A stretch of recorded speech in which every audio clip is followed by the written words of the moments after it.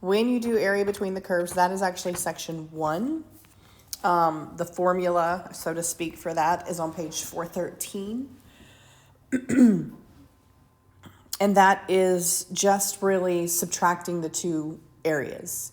So you're going to take the higher area or the area farther away and subtract the area that is closer. You're going to have situations where they give you your upper and lower bound. So you'll notice on your worksheet, some of those actually give you upper and lower bounds. And then in this case, it does not give you upper and lower bounds. And so when it doesn't give you upper and lower bounds, you have to then solve for it. So to solve for it, you want to set these equal to each other. So I'm going to say negative x squared over 2 plus 3x equals negative x squared over 2. I was like, why would they do that to me? All right, there we go. Anytime I have a denominator like this, I get rid of the denominator. So I am going to multiply everything by 2 to get rid of it. You can multiply everything by negative 2 to get rid of that negative in front of the x cubed if you want. It doesn't matter. But I definitely would get over my denominator by doing everything by 2. So I'm going to say 2 here, 2 here, 2 here. So in this first one, I'll have negative x cubed plus 6x. That's not squaring it. That's multiplying by 2, by the way, equals negative x squared. So I really am just getting rid of my denominators there. That's my goal here. Anytime you have something to a higher exponent like that, you want to solve for 0, right? So I'm gonna move that x squared over. Negative x cubed plus x squared plus 6x equals 0. I'm actually going to factor out a negative x just to make my life easier. X squared minus x plus 6. So there are actually 3 places that this thing equals 0. It crosses at 0. If you were to factor this, you're going to get x minus 3x plus 2. So it also crosses at 3 and negative 2. So you're actually going to have to set up multiple integrations for this guy. So I'm going to start from my lowest boundary, which is negative 2, up to that 0. And then I'm going to add to that from 0 to 3. Now, here's the thing. I have to verify in those specific intervals which function is higher. So if I look back at these 2 original functions, I pick something in between 0 and negative 2, so like negative 1. If I plug in a negative 1 here, I'm going to get 1/2 minus 3, or I'm going to get negative 1/2. So this guy right here is actually higher.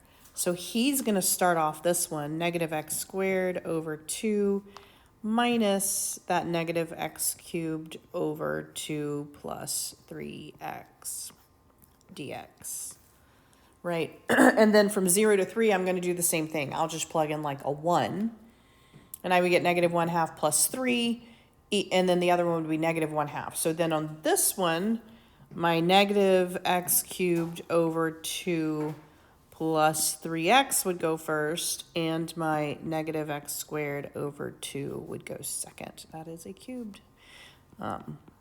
So you just have to make sure that in your intervals you have them set up correctly. And so I would distribute those negatives. So, if I were integrating this, I would say, I would just kind of rewrite it a little bit here. For this one, make it a negative 1/2 x squared plus, because I'm distributing it, 1/2 x cubed minus 3x. That's just a regular integration,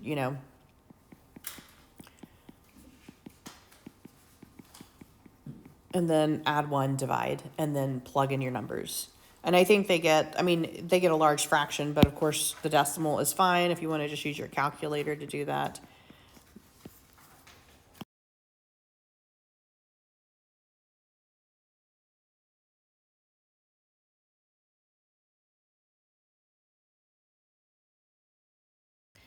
So if you look on page 434, it kind of gives you what you're looking at as far as which way you're revolving. So I have the axis equals x equals 0. That is my, that's actually a vertical axis, right? That's your y-axis. X equals 0 is your y-axis. So if I'm revolving around my y-axis and I want to use the disk method, I'm going to have things in terms of y. If I'm revolving around the y-axis and I'm using the shell method, then I need to have things in terms of x. It does not matter, honestly, which way you do it. They will always work out the same, whichever method you choose to do. So if it's already set up one way and you're good using that method, use that method. Or if you want to rewrite it and it's an easy rewrite it and use the other method. This answer key actually rewrote it and did disk method. They did pi r squared here. I will say it's a pretty easy rewrite, right? If I need it in terms of x equals y. And then when I do it that way, one of my boundaries is what I'm revolving around. And so I don't have to do any shifting. And I already have one of my y boundaries. So I would say the disk method was probably an easier method here. You don't have to worry about a root. So if I were to rewrite this guy right here, square both sides, so x is going to equal y squared, then I can just do pi r squared here. It means that my upper and lower bound, so whatever this guy is, that's what your boundaries need to be, okay? They already gave me one of them. I can use this to figure out the other. If I plug it in, my other boundary is clearly going to be 0, right? And so I already know that my boundaries are 0 and 2. If I use my pi r squared method, then my two functions are x equals y squared and x equals 0. And I'm revolving around x equals 0. So there's no shifting involved in this, right? If it is in that form. If it was in the other form, I would actually have 2 to consider. Does that make sense? So if I had done it the other way, like a shell method, then I have 2 functions that are in terms of y. And so now I have to do some adding or subtracting in there. Whereas if I do disk method, there is no adding or subtracting that needs to happen. And so pi r squared is probably going to be your easiest way. Y squared then is my function. And so if it will let me change my little thing here. Okay, there we go. So I have y squared and that thing is squared, pi r squared dy. And then I have a basic integration. Again, I'm going to integrate my y to the 4th. You're going to add 1, so you're going to say 1/5. Y to the 5th. Don't forget you have a pi out here. You're going from 0 to 2. And it's just basic 32 over 5 pi. And if you do it in decimal form, they gave us this right here. So for this one, my axis is y equals -2. My function y equals square root of 5 minus x. Y equals 0, x equals 1. Those are my boundaries. Here's the thing. I can do this 2 ways. It's in the form y equals -2. And then my functions are y equals. So that's set up for a disk method. The problem here, if I do a disk method, is I have a root, and then within the root, I'm going to have to shift and square. That's a pain. So if I did this via disk method, just think about disk method. What I'm revolving around is not one of my boundaries, okay? Which means that every one of my functions, so I'm going to have to do an r squared minus an r squared because I have 2 functions, right? And I'm going to have to shift both of those functions because they are not butted up next to what I'm revolving around, okay? So then I'm going to have to take the square root of 5 minus x and that what I'm shifting, y equals -2, And I'm going to have to FOIL him because he's going to have to be squared. So I'm going to have to FOIL with a root. Like, that is not fun, right? And so even though this is naturally set up to do disk, that square root is going to make my life way more difficult with the disk method. So I'm going to rewrite my function, and I am going to do shell method here, okay? So I'm going to say 2 pi r times h, all right? So I'm going to rewrite this right here in terms of x. So square it, right? And then move your y over. So you end up with x equals 5 minus y squared, or negative y squared plus 5, whichever way you want to write it. That's one of my functions. X equals 1 is the other function. So I've used these two functions, right? These two functions. Now, this represents one of my upper and lower boundaries, that y equals 0. Because now, remember, if y is my dependent variable, then that's what my upper and lower boundaries need to follow, okay? Y is within my function. This is going to be a dy. If it's a dy, my upper and lower needs to be in terms of y. So I already know I'm going to have a 0 there. I can figure out the other one by using this guy. Plug him in, right? Plug him in to this original equation here. Plug x in. 5 minus 1, square root of 4 then is 2, right? And so my upper bound here is going to be 2. And I'm going to do the 2 pi RH. So then what is my r? Well, r is how far away from the axis that I am. So it just depends. If it's in the negative, then you're going to say, well, it's y minus the negative 2. If it's in the positive, you're going to say it's the other way. It's 2 minus y. So my r is going to be shifted 2 to the left. And so I'm going to have to subtract that. So your y is going to be bigger than the negative 2. So we're going to say y minus that negative 2. That's what I'm shifting around. Y minus a negative 2 is my r. My h is going to be the distance between the two functions, just like distance between the curves. So I'm going to figure this guy out the same way that I would anything else. I'm going to go between 0 and 2 and figure out which one to list first, okay? Between 0 and 2, if I plug in like a 1, which is bigger, 5 minus y squared or 1? Well, 1 is always going to be 1. 5 minus y squared is going to be 4. So 5 minus y squared is my bigger function. So he's going to go first. And I'm going to subtract that 1 dy. So this is how this guy is set up. All right. Clearly, I'm going to simplify him, right? He's ugly right now. And so I'm going to say, we'll make this a y plus 2, make this a 4 minus y squared, FOIL it, and do your standard antiderivative, right? And so, we'll get, 4y minus y cubed plus 8 minus 2y squared, something like that. And then we're going to, then we're just going to take antiderivative.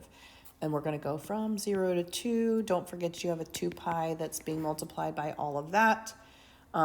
They left it in terms of pi, which is fine, but you can also plug that into your calculator and get a decimal. Either way is fine.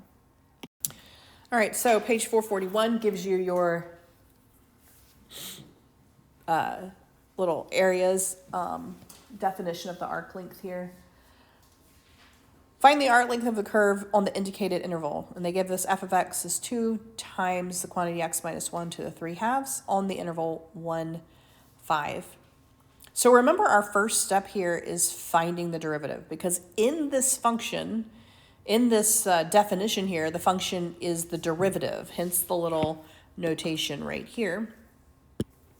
And so you're going to multiply by the 3/2 to get the 3, right?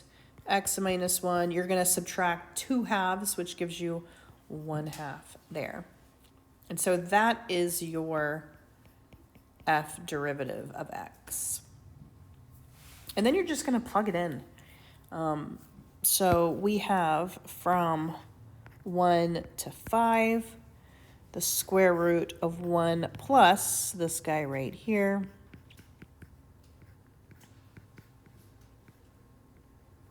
All right, and then square it. When you do this, make sure you square that 3. Sometimes people forget him. So we have 1 to 5.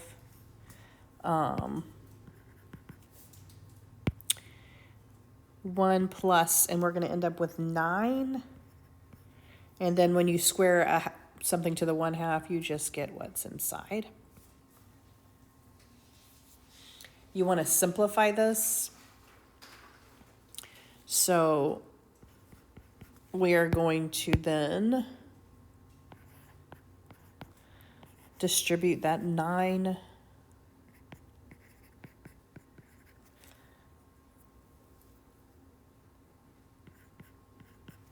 right, and then we're going to simplify those guys too.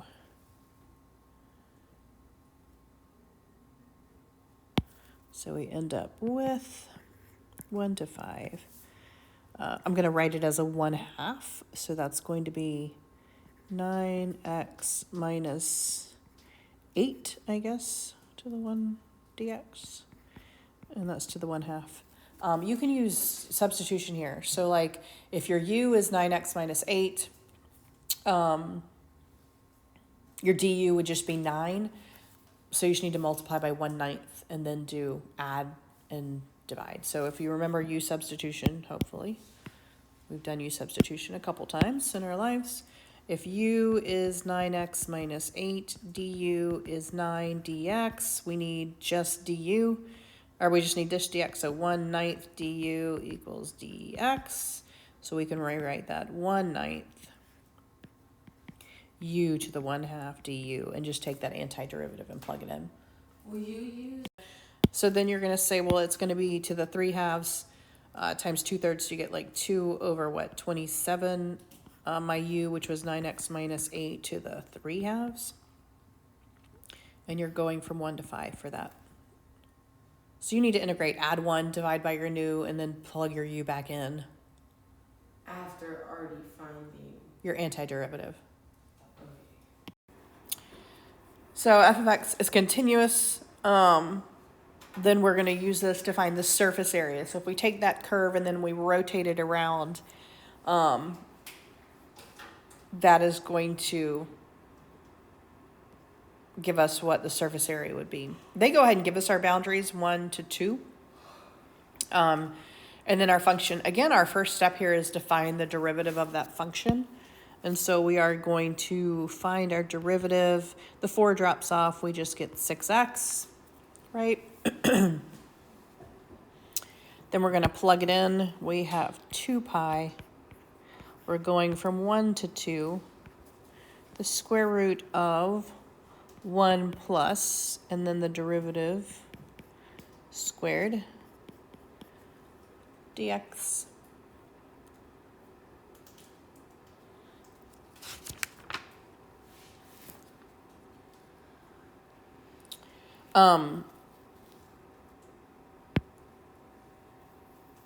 And we are also, we actually need to put the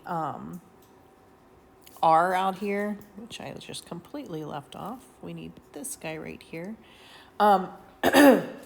So when we are revolving around the y-axis, and we need to know, this is going to be what, a parabola, right? So let's say we have this parabola here, whatever he may look like.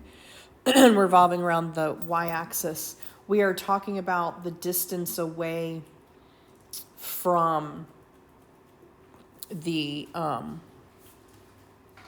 axis itself. Well, the distance away from the axis is going to just be x. And so that r is going to be how far away from the axis that I am revolving around, right? Which is x. If I were revolving around the x-axis, my distance would actually be my function. All right, but I'm revolving around the y-axis. So the distance from the y-axis is just x. The distance from the x-axis would be the whole function, right? Because that's ever changing. Does that make sense? And so we have an x out here. right there. All right, and that's my R.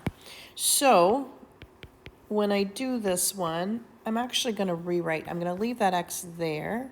I'm going to write this like this to the 1/2 because then I can do U substitution here. All right. It's going to be a ginormous U substitution, but that's okay. Like it's going to be a big fraction. So if I say my U is 1 plus 36x squared, my du is going to be like 72x dx, and all I have is an x. So if we do this out here, it will take care of that. And then I just have to worry about adding 1 and dividing. So I have pi over 36 if I reduce that guy. This now I'm going to do to the 3/2. So 1 plus 36x squared to the 3/2. And then I'm going to multiply by 2/3 right there. And I'm going to go from 1 to 2.